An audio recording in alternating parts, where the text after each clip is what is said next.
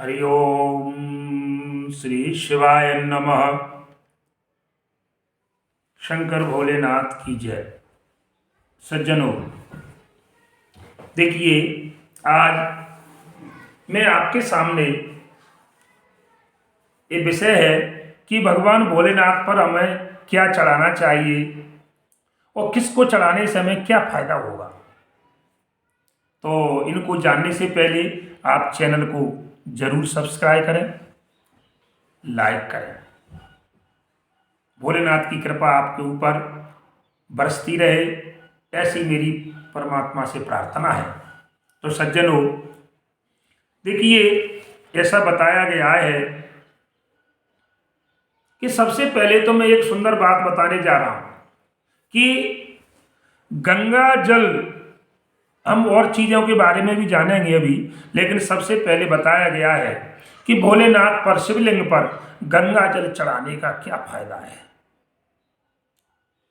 गंगा जल को चढ़ाने के साथ साथ देखिए बताया है, वैसे तो कोई सा भी जल हो, कुएं का हो, नदी का हो, सागर का हो, कहीं का भी हो, भोलेनाथ जल कहते हैं कि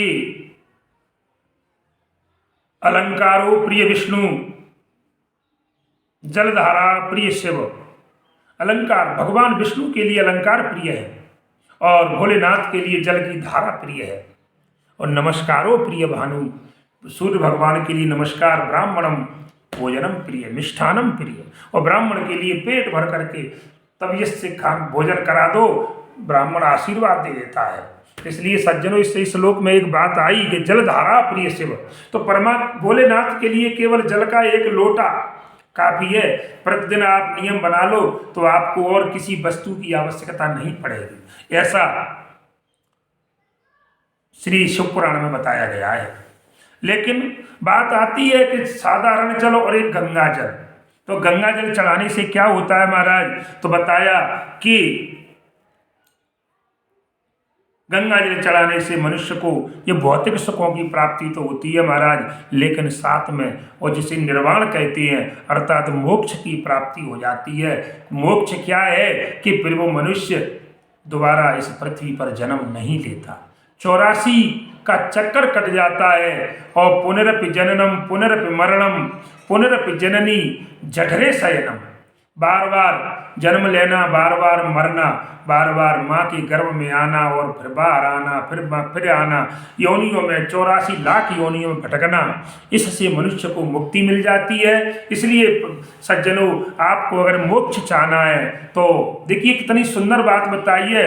जब प्रभु श्री राम जी, जब सीता जी का हरण हो चुका था, लंका पर विजय के लिए जब इन्होंने और रामेश्वर की स्थापना की है, उस समय बताया है गंगा जल चढ़ाने के बारे में। श्री राम जी सरकार ने खुद कहा है सेतुबंध की स्थापना करते समय अपने, क्या कहा कि जो रामेश्वर दर्शन करई, जो मनुष्य रामेश्वर का, जो राम के ईश्वर हैं, अर्थात राम जी ने अपना ईश्वर बताया शिव जी को, और शिव जी कहते हैं कि राम मेरे ईश्वर हैं। तो कहने का मतलब है वे तन तज, जो अपने शरीर को, जिस शरीर में वर्तमान में है उसको जब त्यागेंगे तो ते तन तज मम लोक सिधरई, वो सीधे मेरे धाम को, मेरे गोलोक धाम में आकर के निवास करेंगे। और जो गंगा जल आने चढ़ाई है, दूसरी चौपाई कहती है, रामचरितमानस में तुलसीदास जी लिखते हैं कि राम जी कह रहे हैं कि जो व्यक्ति गंगोत्री से गंगा जल भर करके और यहाँ आकर के कोई चढ़ाता है तो सो सायुज्य मुक्ति नर पाए, वो व्यक्ति और सायुज्य नाम की जो मुक्ति उसको जो प्राप्त करेगा। तो सज्जनों, अन्य बातें भी मैं आपको सामने रखूंगा, लेकिन सबसे महत्वपूर्ण बात है कि भोलेनाथ सबसे ज़्यादा प्रसन्न होते हैं तो जल की धार से प्रसन्न होते हैं, एक लोटा जल से प्रसन्न होते हैं। इसमें अमीरी गरीबी का कोई विचार नहीं है कि हम पे कि साहब हम अभिषेक करेंगे तो हम घी का करें कि दूध का करें कि शहद का करें, कोई ज़रूरत नहीं है। मन का भाव, भगवान भाव के भूखे हैं। जिस प्रकार बाजार में चीज हम खरीदने जाते हैं सज्जनों, तो कैसे खरीदते हैं? कीमत से भाव करते हैं कि ये कपड़े की क्या रेट है। तो जब प्रिय सज्जनों, जब हमें बाजार से चीज भाव से मिलती है तो विचार करिए परमात्मा बिना भाव के कैसे मिल जाएंगे। हमें भी परमात्मा के प्रति वो भी देख लेती हैं कि इसका कैसा भाव है। तो दूध की जगह, घी की जगह आप पानी तो चढ़ा सकती हैं। पानी तो सबके लिए सुलभ है, हवा है, पानी है, इन सूर्य का प्रकाश है महाराज, इन पर किसी सरकार का कोई टैक्स नहीं लगता, कोई प्रतिबंध नहीं है। सूर्य की रोशनी सबको प्राप्त होती है, चाहे तो अमीर की झोंपड़ी हो, चाहे गरीब का, अमीर की झोंपड़ी है, वो मकान है, या गरीब की झोंपड़ी है, सूर्य का प्रकाश सब पर बराबर पड़ता है। नदी का पानी का उपयोग सब लोग बराबर करते हैं, या अमीरी गरीबी नहीं होती।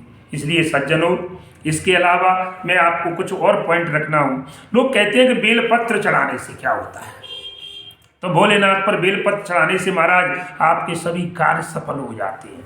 आपको जो मानव जीवन का जो फल है, आपने जो मानव की योनि प्राप्त की है, श्रेष्ठ जो शरीर आपको मिला है, तो कहने का मतलब है मानव जीवन का लेने का, जन्म लेने का आपका जो दायित्व है वो पूरा हो जाता है, आपका जीवन सफल हो जाता है।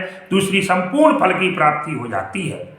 तीसरी बात महाराज, अगर भोलेनाथ पर कोई गन्ने का रस कहते हैं जिसे मीठा होता है, गन्ना तो है ही मीठा, अगर उस रस को निकाल करके और अगर हम शिवलिंग पर जा करके उसे चढ़ाते हैं, तो महाराज क्या है, लिख रहे हैं कि गन्ने का रस चढ़ाने से मनुष्य को जितने भी भौतिक, जो मनुष्य की ऐसा आराम की जिंदगी है, जिसे कहते हैं लोग ठाट वाट से जो जीता है, तो ये गन्ने का रस चढ़ाने से और भोलेनाथ प्रसन्न हो जाते हैं और उसको भौतिक सुखों की प्राप्ति हो जाती है। इसलिए इसमें कोई बुराई बात नहीं, लेकिन थोड़ा सा आपको केवल विश्वास की बात है, क्योंकि बिना विश्वास की सिद्धि प्राप्त नहीं होगी।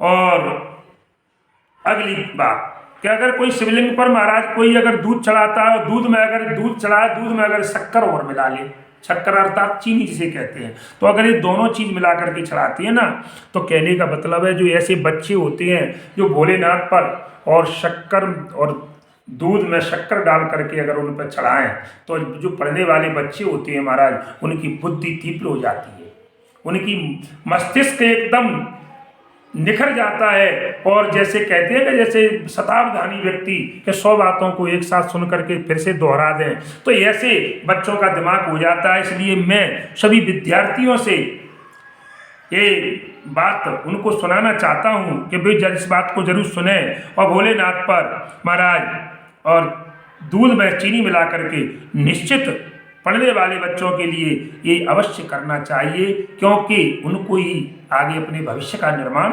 करना है।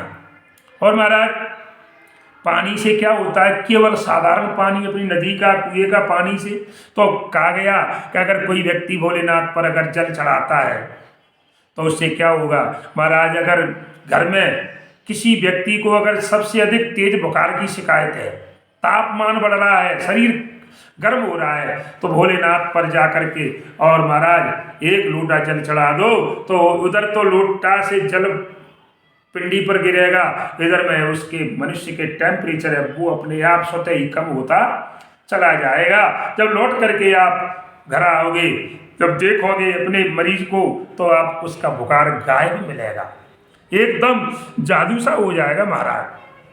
तो इसके बाद फिर पूछा तो कि और कोई चीज़ ऐसी जिसको चढ़ाने से कोई फायदा हो, तो बता रहे हैं कि एक जौ और गेहूँ। महाराज गेहूँ चढ़ाने से क्या होता है कि जो लोग भोलेनाथ पर शिवलिंग पर महाराज अन्नदान अर्थात गेहूँ का दान करते हैं, तो कहते हैं उनको एक सुयोग्य, बुद्धिमान, आदर्श, सुंदर और एक पुत्र की प्राप्ति होती है। जैसे गणेश जी की बुद्धि, जैसे कार्तिकेय जैसे बुद्धिमान और बालक की प्राप्ति होती है। अच्छा, तो कई जौ चढ़ाने से क्या होगा महाराज, जौ चढ़ाने का अर्थ है कि अगर शिवलिंग पर कोई व्यक्ति जाकर के अगर जौ चढ़ाता है तो क्या होगा, कितने दिनों से लंबी बीमारी चली आ रही हो उस व्यक्ति की, वो परेशानी हो, बीमारी हो महाराज, तो वो जो है जौ चढ़ाने से उसकी परेशानियां दूर हो जाती हैं। अब बात आती है तो कई तिल को चढ़ाने से क्या होता है, तो बताया गया है महाराज, तिल तिल को चढ़ाने से मनुष्य के समस्त पापों का नाश हो जाता है। आपके जाने अनजाने में किए हुए जो पाप कर्म है भोलेनाथ सबको नष्ट कर देते हैं। लास्ट में रहती है बात चावल की। तो चावल को चढ़ाने से क्या होता है महाराज, पके हुए नहीं, कच्चे शिवलिंग पर जो है कच्चे चावल चढ़ाने से बता रहे हैं कि घर में धन संपत्ति की कमी नहीं आती। किसी प्रकार से आपको घर में किसी प्रकार बरकत बढ़ती चली जाएगी, धन संपत्ति बढ़ती चली जाएगी। इसलिए हमें इन सभी बातों को और नज़रअंदाज नहीं करना चाहिए। इन पर हमें और बड़ी शालीनता से, बड़ी सोच समझ कर विचार करके और इन पर जो चलें। अगर विश्वास करोगे तो आपको सिद्धि अवश्य प्राप्त होगी। भोलेनाथ की कृपा हमेशा बनी रहेगी। इसी के साथ जय श्री राम, जय हनुमान।